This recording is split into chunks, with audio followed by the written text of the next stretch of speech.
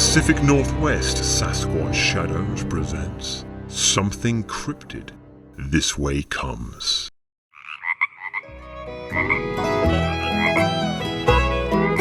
This is Old Mountain Media.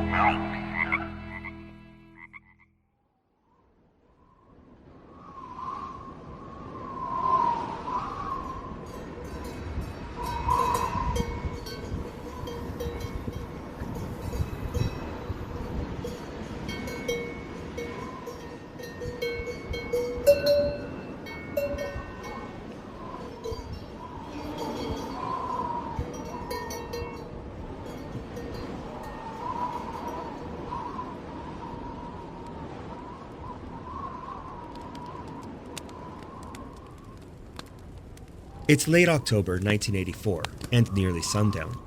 Picture yourself huddled around a small fire in the middle of a structure called a yurt, a large tent-like formation made of yak and sheepskin, held in place by a wooden lattice frame.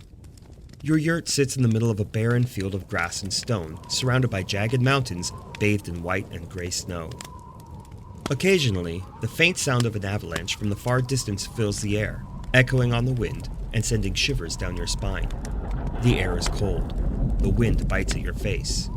The smell of freshly cooked yak tongue fills your nostrils, and you lift a steaming cup of tea made from yak milk to your mouth, sipping on the sweet drink. Yak milk and yak butter, the most common scent here in the wilds of the Himalayas, and you are thrilled to be sitting with your grandfather, a short man of 52 years old, gazing at the orange glowing flames. You are in the town of Lukla, Nepal, the starting point for many who aim to climb Mount Everest. This year, only 12 climbers have made it to the summit of Everest, or Mount Chamalungma, as the Sherpas call it. Your grandfather, the great Angrita, has summited the mountain 6 times without the use of supplemental oxygen, and he had a few climbs left in him yet. Hajira Buba, as you call him, is a great and honorable man. People from all over the planet come to climb what he calls Everest, the mother of the world. Your grandfather is hired to carry loads of climbers, or tourists as you like to call them, proving his worth, tenacity, and drive to conquer one more record. But for your grandfather, it is not merely a goal to climb the mountain. For him, it is a goal to conquer himself. With every climb, he tells you how he fights the mountain while respecting its power, and as 2 angry brothers quarrel, comes to an agreement at the summit. You have the utmost respect for your grandfather, and he has always shown you how to conquer yourself while becoming one with the Himalayan mountains. Someday, you will reach the summit. But as a 12-year-old, now is not the time. You respect his wishes to ignore your every plea to climb the mountain, realizing that someday your moment will come. Until then, you absorb the guidance and teachings of Grandfather Ang, and ask him to tell you stories of your ancestors, the other Sherpas, and the village of Lukla.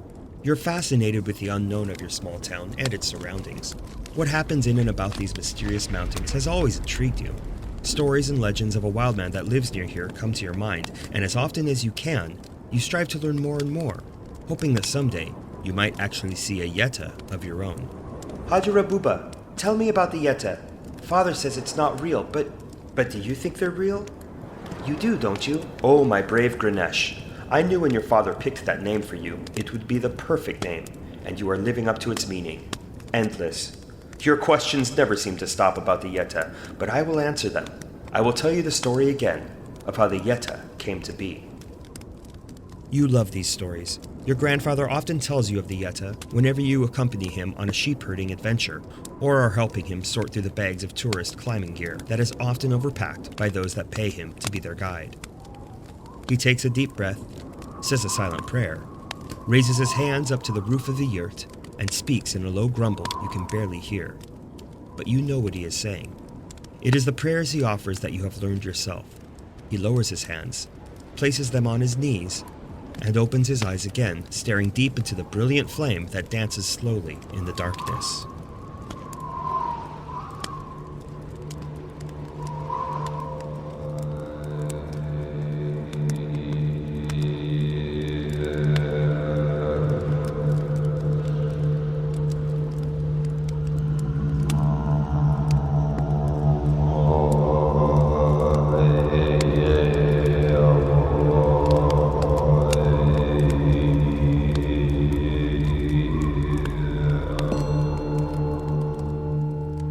the days of my youth, my Hajaruguba, your great-great-grandfather, would tell me stories of Paresh, a shepherd boy tending his yak and sheep. It was a cold night, like this night, and the wind was blowing against his skin, stinging his eyes, and causing him to cry with tears of ice. Paresh, which means creative spirit, was a creative young man. Every night he would speak with his little sister, and they would dream of the worlds and lands that Paresh had created in his mind.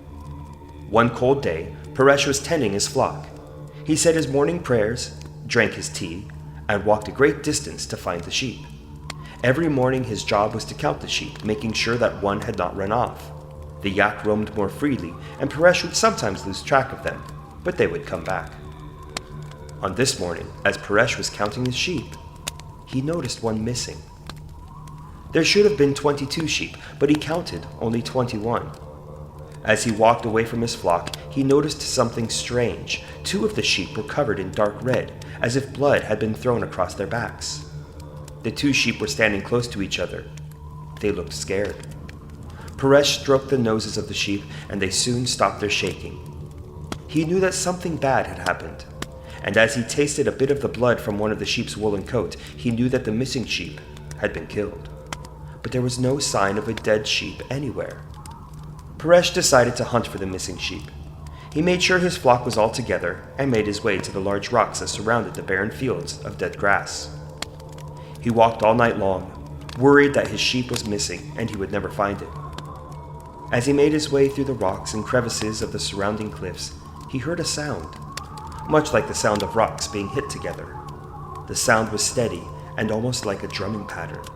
Paresh decided to inspect the sound. As he rounded a large corner, the sound grew louder. He peeked over the edge of a rock he had climbed and looked over the side.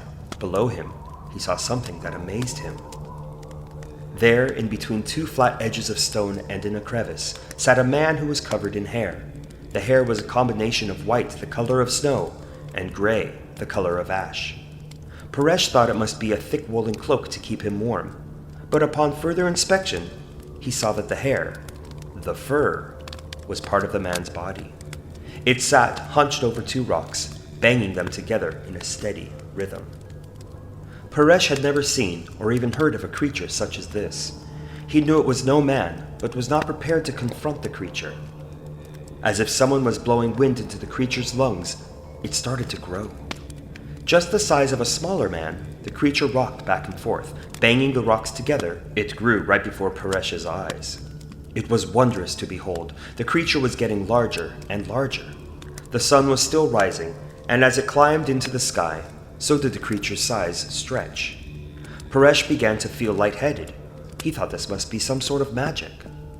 The creature stood up, and Paresh saw a hair-covered giant in front of him, a Yeti, a wild man.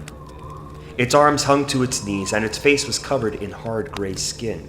Its blue eyes were full of anger and wonder, staring back at Paresh.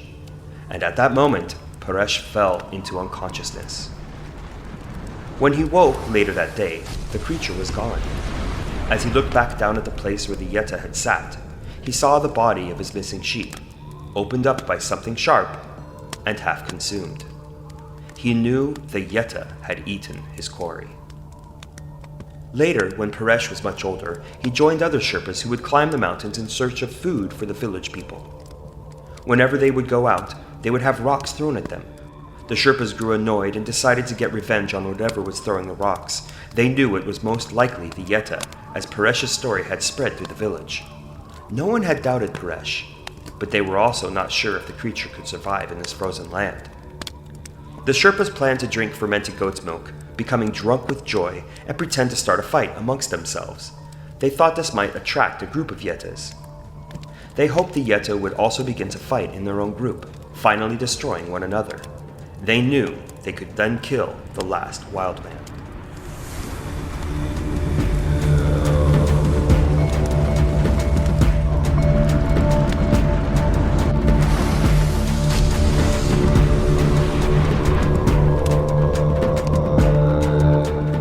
The plan did not work. The Yetis were wise and were not fooled. They watched the Sherpas fight, and they continued on their path higher into the mountains, causing much annoyance to other Sherpa groups and small villages. To this day, the Yetis have carried on in this manner, causing chaos and anger wherever they go. If you listen, even now, you may hear rocks being hit together in a steady pattern. We do not seek the Yeti, though others have, for they are an ancient race that have been here long before us. We seek to find peace and live in harmony with them. This has proven successful, for no one since my grandfather's time has been met with anger from the wild man of the snow. As you imagine yourself watching the group of Yetis travel across the dry plains and through deep snow, you feel your eyelids become heavy. The smoke from the fire fills your nose, and the smell of yak milk fills the air around you, causing you to find serenity within your mind. You hope to see a Yeti someday, but you also know that if you do, you might run as fast as you can away from the creature. You believe the stories your Haja Rabuba tells you. He has never lied to you. He has never led you astray. And as you fall asleep, you hear the sound of clicking rocks carried on the wind.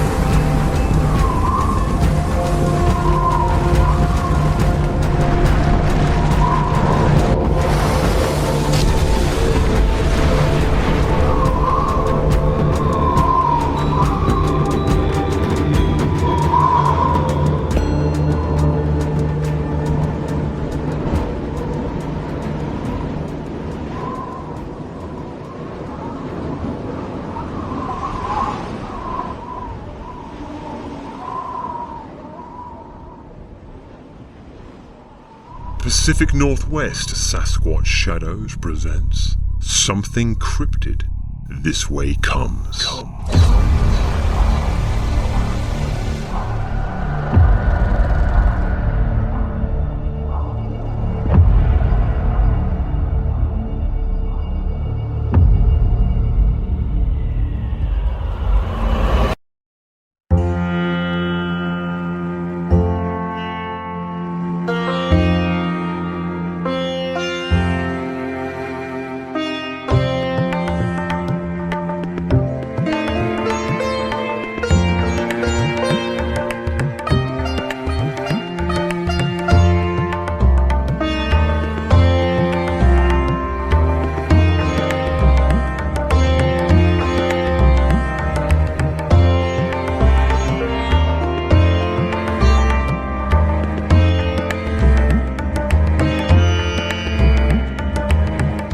Saatvik, come inside! The clouds are rolling in quickly. Just one more minute, Mother. Ayan and I are almost done with our game. Saatvik and his younger brother Ayan are outside their small home in northern India in the Punjab province. His family has lived on the outskirts of the city of Hoshiarpur for multiple generations. And every weekend, he and his brother would hike the foothills of the Himalayas, trekking to the temple of Salarendam. His father had suffered an injury recently, and it was up to Saatvik, a mere 13 years old, and his 11-year-old brother to pay their tributes at the temple and mind their small herd of goats. Near their small 3-room house, the goats would roam the bit of land that had been in their family for generations. With a herd of only 30 animals, the boys were extremely careful to mind their keep, making sure to keep a sharp eye out for deadly crate snakes that roam the hills. They had lost a baby goat recently, and their father was most displeased. Today had been a great day, playing outside, dreaming of the skies, and pretending to be soldiers in the Indian Armed Forces. Saatvik knew that he could never join the army, as he was responsible for his family land, but he had aspirations to serve and then come back home after his time. Raised in this desolate area just outside the city, he was anxious to discover more about the world outside of northern India, and he knew that someday he'd be able to travel into the foothills of the Himalayan mountains further than he and his brother had ever traveled before. It was his dream to see the world, and the towering mountain range was the perfect place to begin. Saatvik and Ayan finally made their way back home to the house for supper. Rice, chapati flatbread, lentils, pickled root vegetables, and of course goat cheese were all waiting for them on the table. A strict vegetarian, his mother would refrain from serving meat, but Saatvik had snuck into the city of Hoshiopur on occasion to buy roasted yak and goat and have a savory treat.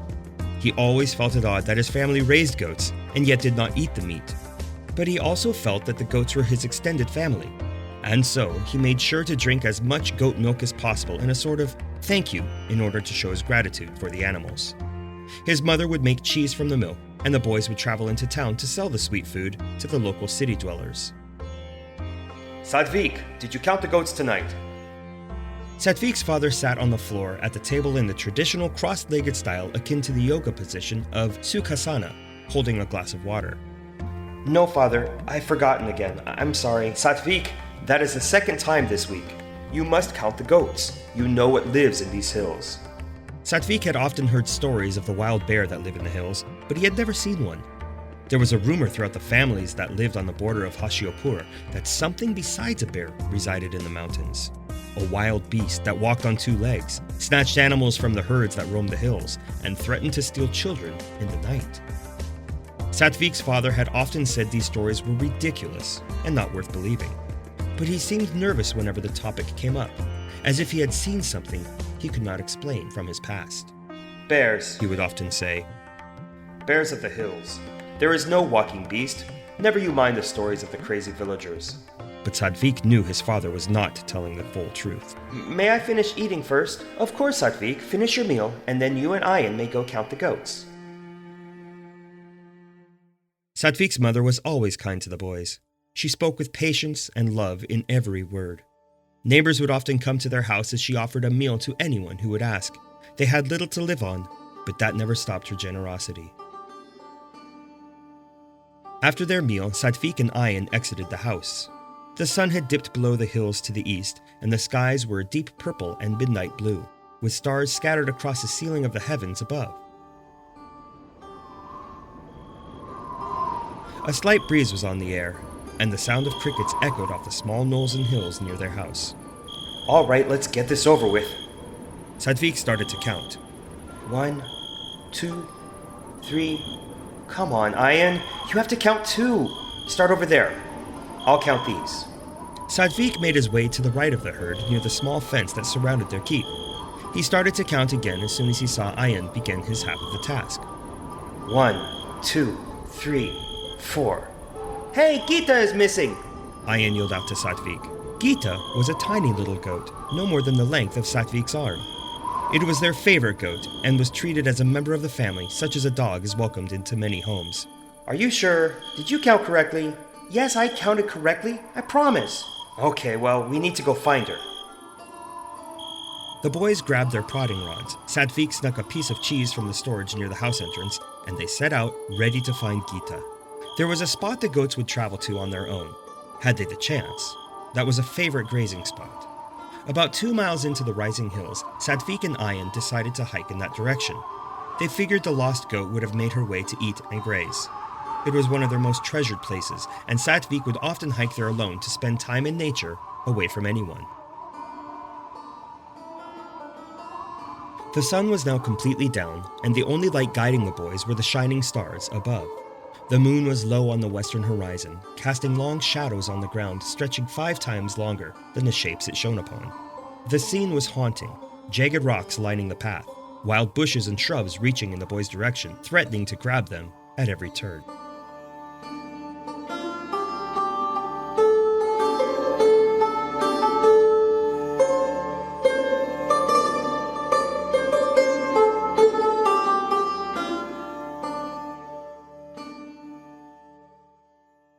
After an hour of walking up into the hills, Saatvik stopped.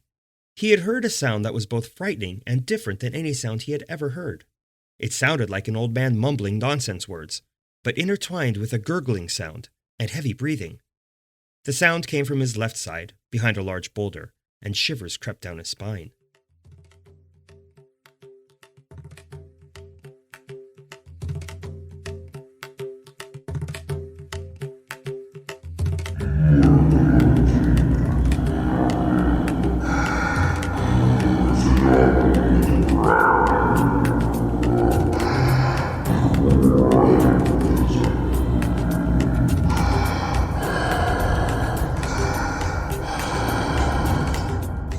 hear that? Saatvik whispered to his brother. That weird gurgling sound? Yes, I heard that. What do you think it is? I don't know. We need to keep moving.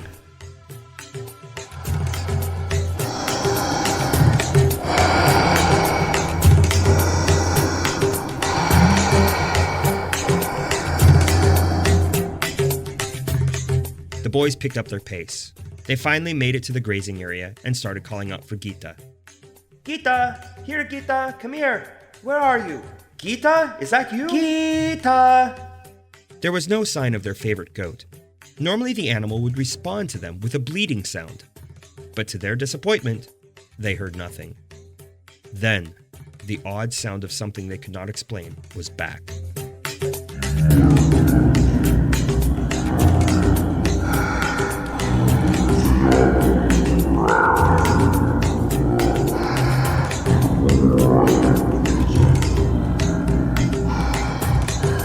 We should get home, said Ayan. His voice was shaking, and in the dark, Saatvik could see the worry in his eyes. No, we need to find Gita.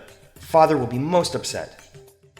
Saatvik felt a presence he had never felt before in these hills. It was as if an electric current was traveling from the front of his skull, down his spine, and into the back of his legs, stopping at the knees. It was very odd, and his stomach began to do somersaults. He felt as though he might vomit, and cold sweat dripped from his brow. All at once, a giant tree limb landed at his feet. A large growl followed the crash of the branch, and Saatvik yelled out, Ayan, look out!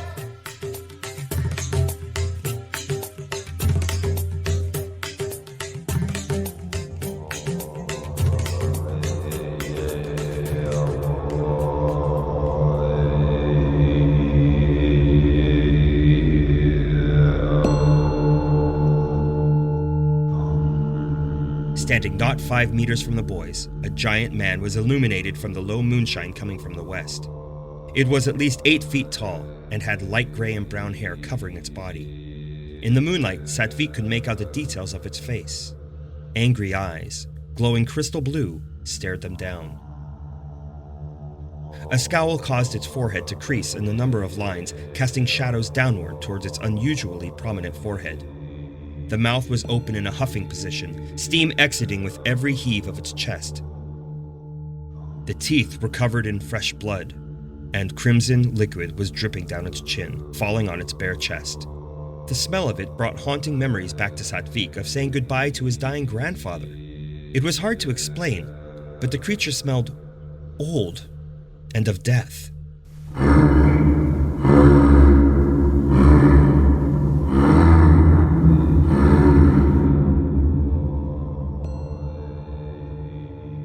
It let out a few more grunts and continued to stare at the petrified boys, who could not make a sound. Saatvik looked down at its right arm and saw a large brown piece of flesh covered in hair dripping in blood, hanging from a giant fist. It was the leg of an animal. A small animal. Gita! Ayan finally whispered. The creature had eaten their favorite goat. It must have stolen her while we were eating dinner. Please don't hurt us! Shh! Don't make a sound, Ayan. The creature took one giant step toward the boy, stamping on the ground with a power they had never before witnessed. It seemed to be making a threat of charging them, but only after one step, and then freezing in place. Saatvik thought that maybe it was just trying to scare them. He was a courageous young man, but this was too much. He took 2 steps backwards, grabbed his brother by the sleeve of his cloak, and they turned and ran as fast as they could.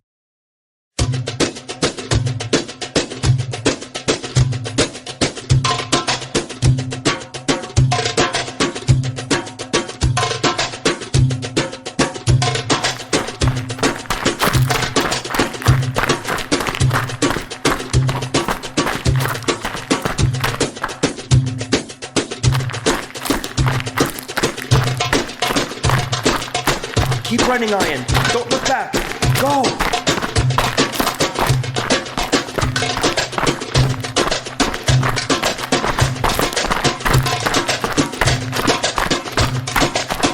Saatvik, I'm not gonna make it. We're almost there, little brother. Push!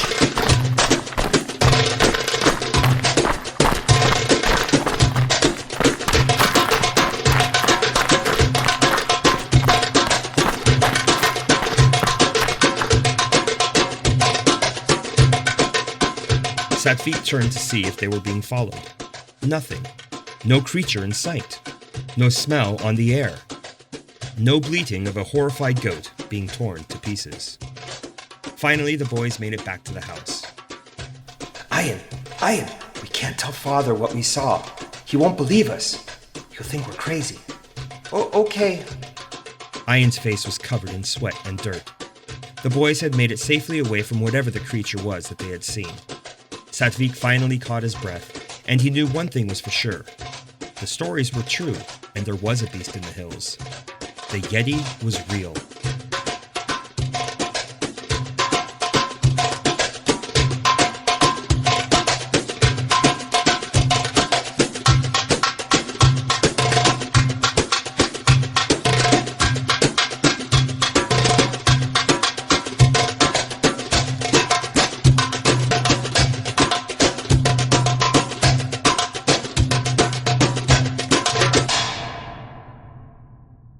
Seven years later, the time had come for Saatvik to make his way in the world. He had convinced his father that he should be part of the army to serve his beloved India, and his father had finally consented.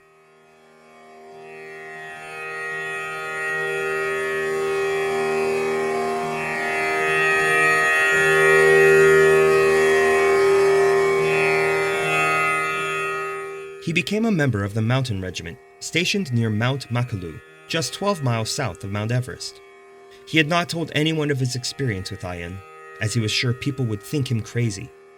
He was reluctant to tell his fellow soldiers, as he knew the non-stop mockery would become overwhelming. But when his assignment came in, he was filled with fear, having witnessed a wild beast in the hills. It was spring 2019, and Saatvik had just made his way to the head of his patrol near the base of the 5th tallest mountain in the world. Makalu had not been climbed recently, and for good reason. Numerous climbers had lost their lives, and Saatvik's patrol's job was to seek out those that were missing. As they made their way across a field of snow, Saatvik looked down at his feet. Immediately next to him, he saw a footprint, which is common in snowfields, but this footprint was different. There were 5 distinct toes, and at first, he wondered what someone would be doing out here, barefoot. But as he looked closer, he noticed the shape of the foot was almost square, with no arch. He placed his foot next to the outline, and realized that his nightmares that had happened 7 years ago were not just nightmares. It really did happen. He had seen whatever made this print close up. This finding confirmed that he and his brother were not crazy. He finally told his captain his story, and was met with great understanding, as there was no denying what they were looking at. The footprint of the wild man, the Yeti. After reporting to the higher-ups back at base, the Indian Royal Army sent out this tweet, quote, "Mysterious footprints of mythical beast, Yeti, at the Makalu base camp in the Himalayas." End quote. Met with ridicule around the world, they knew they would never be taken seriously. And yet, he knew his brother had seen the same thing, and he would understand. He began to wonder if he should have told his father, but thought better of it, knowing it would only raise questions about the family and their dwelling place in the hills of Hoshiarpur. Yes, it was better to remain silent. It was better to keep the mystery. The Yeti may not be a threat, Saatvik would think to himself. Maybe the Yeti is here to teach us, to guide us. Maybe the Yeti is the connection to another world that we keep seeking, but never seem to find. Numerous cultures embrace the Yeti of the Himalayas.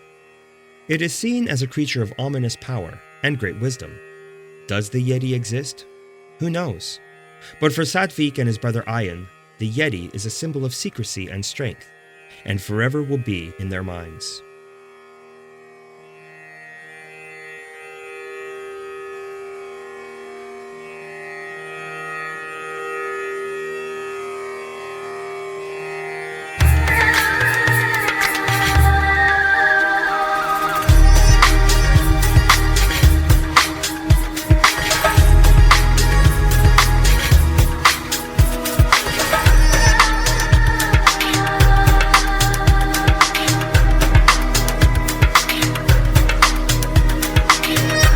For Old Mountain Media and Pacific Northwest Sasquatch Shadows, this has been Something Cryptid This Way Comes.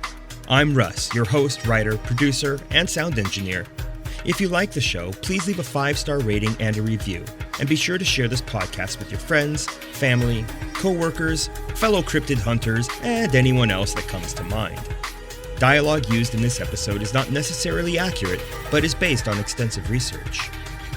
To learn more about the Yeti and the recent discovery of mysterious footprints near Makalu Base Camp in northern India, follow the link in the episode notes. You can also learn more in the book My Quest for the Yeti, Confronting the Himalaya's Deepest Mystery by the great German explorer Reinhold Messner, available wherever fine books are sold. The tweet sent out by the Royal Indian Army is real, and you can find it on Twitter if you're up for it. Check out the footprint on Pacific Northwest Sasquatch Shadows Instagram and leave your thoughts. Well, folks, I've got a big announcement. Patreon is finally here. It's been a long time, a lot of building up, but it's here. And without it, we can't continue making these stories. The various tiers start at only $3 per month, and members receive episodes not available to the general public. And here's another huge announcement. You may notice that interviews are not taking place. Creators and developers join me as we discuss new approaches to the cryptid and the paranormal. From sketch artists to book authors, from ghost hunters to mapping projects, you can bet these episodes will blow your mind. Coming in October of 2021, you'll have access to the cut versions anywhere you get your podcasts. But with a Patreon membership, you'll get those extended versions, and I'm telling you, you don't want to miss it. And YouTube episodes. From me going to where these stories have taken place, to interviews and meeting great guests, you will definitely want to join and subscribe at PNW Sasquatch Shadows. These are not merely interview episodes. You'll see and engage with visuals created by guests, a truly unique experience. Plus, we have a lot of fun. I've met some pretty awesome people so far. Our first episode, available soon, will be with a world-renowned movie producer and director. Head on over to patreon.com/PNW Sasquatch Shadows, peruse around, and select the tier that fits your needs.